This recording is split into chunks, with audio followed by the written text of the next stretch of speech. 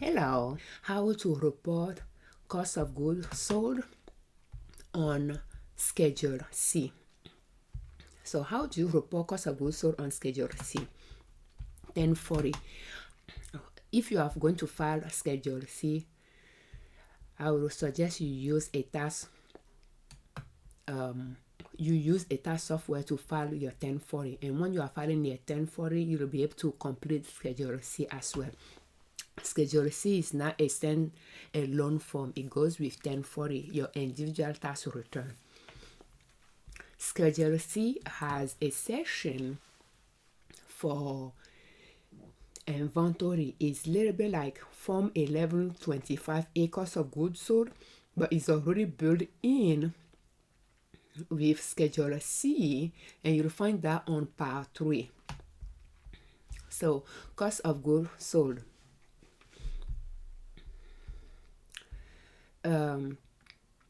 Line 33, method used to value closing inventory.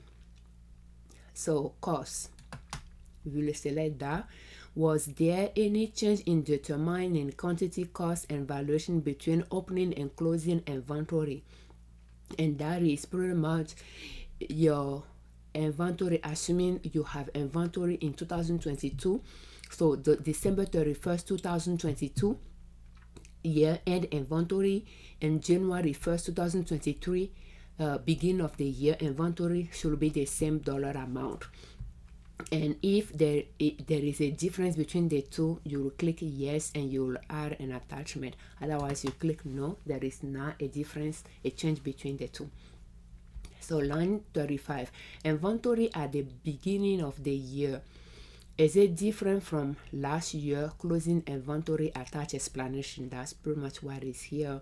And it should be like inventory at the beginning of the year 2023 should be the same as inventory at the end of the year 2022. We are going to use an example here to complete the form.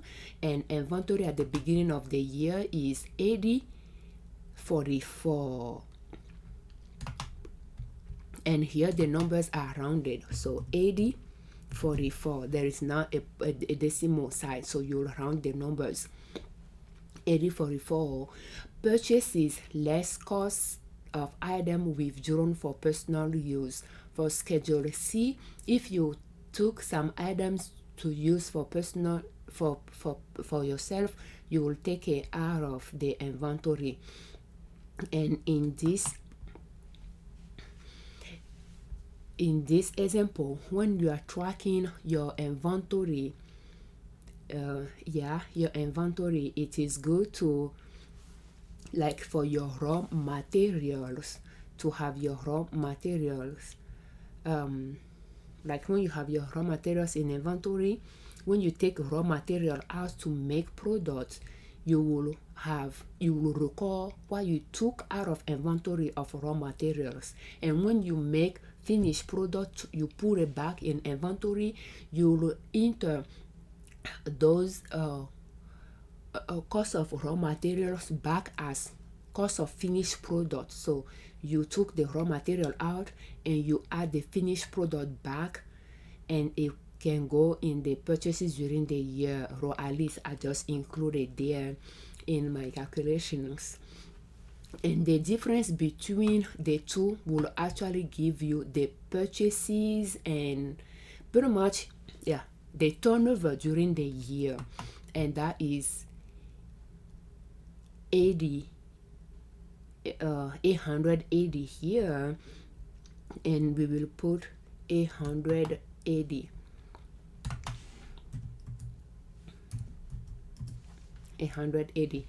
So cost of labor do not include any amount paid to yourself.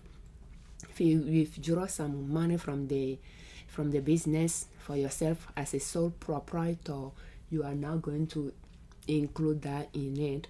But if you pay people to relate it to the production of product or the resale of the product, you can add it here if you are not going to add it on another line. or if you add it here, you'll make sure you don't add it on another line. So material and supply, here they have a space for material and supplies inventory as well that you could add, and then you'll total all those lines. And so we are going to, if you have material and supplies inventory, you will add them as well. So pretty much, yeah, your supplies that you purchase in bulk, but you are now going to deduct the cost of all those at once on your tax return, but the cost of the supplies you use, therefore it's good to have, the purchases during the year for those supplies. You can add it so that you can take it out of it. That way you can account it for it in your inventory as well. So keep in mind that all those will be added to constitute the value of your inventory, and then the year-end inventory, and the difference of the two will give you the cost of goods sold. So if material supplies, you add them here, that means when you use them, you should make sure you take them out so that they are not in the inventory at the end of the year. They are not in the inventory of the year. So I don't know if makes that way, they can be, the one you use can be included in the cost of goods sold. But that's if you have the materials purchases in it and you didn't use them all, then you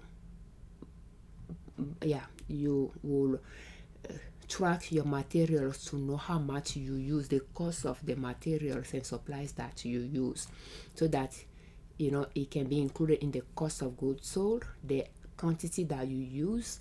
That way the remaining will remain in the inventory at the end of the year amount. So now we don't have anything for cost of labor, we leave a blank. Material and supplies, we leave a blank. Other costs, we leave a blank.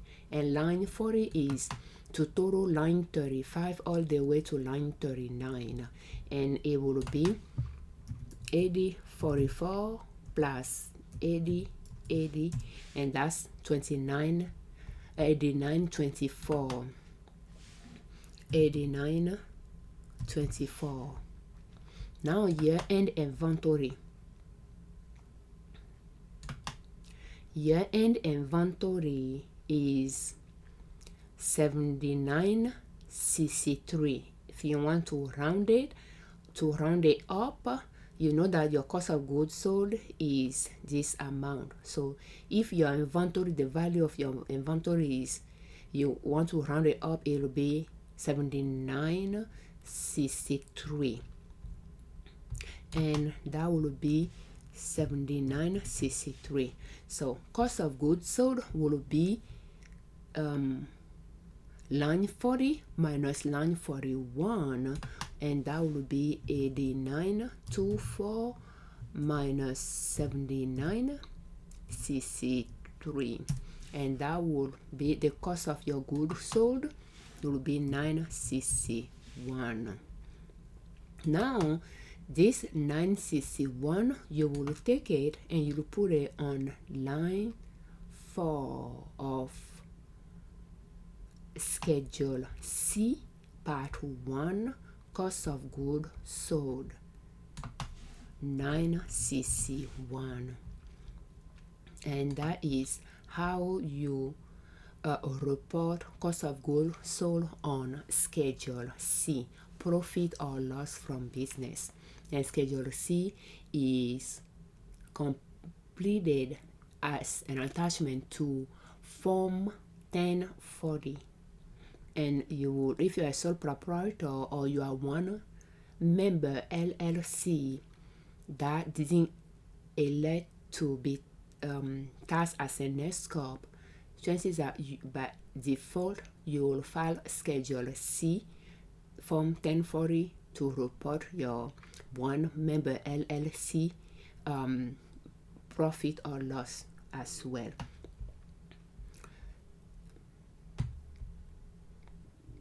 If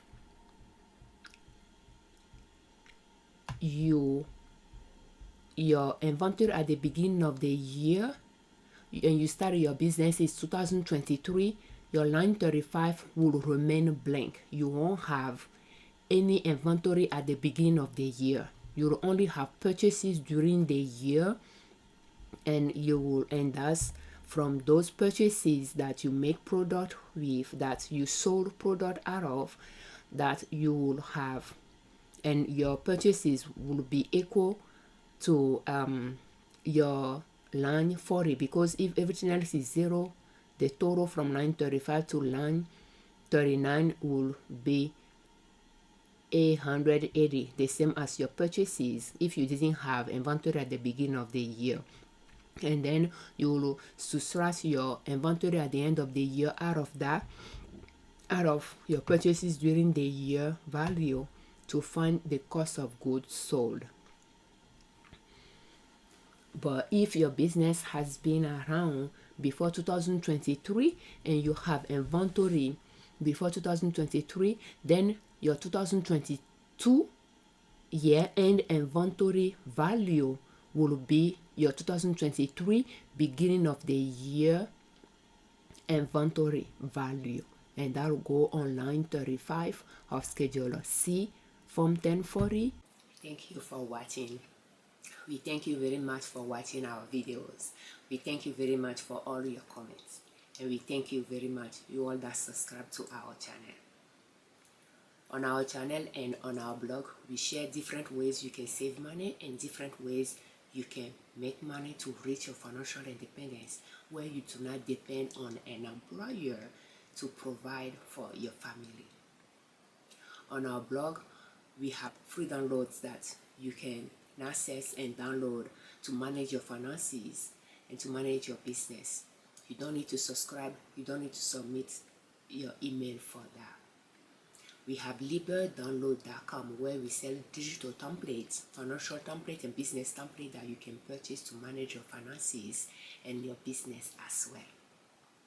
Thank you. I'm Afiavi Liberman, co-host of Liberman Consulting L.L.C YouTube channel and NinaSoap.com, our blog. Thank you.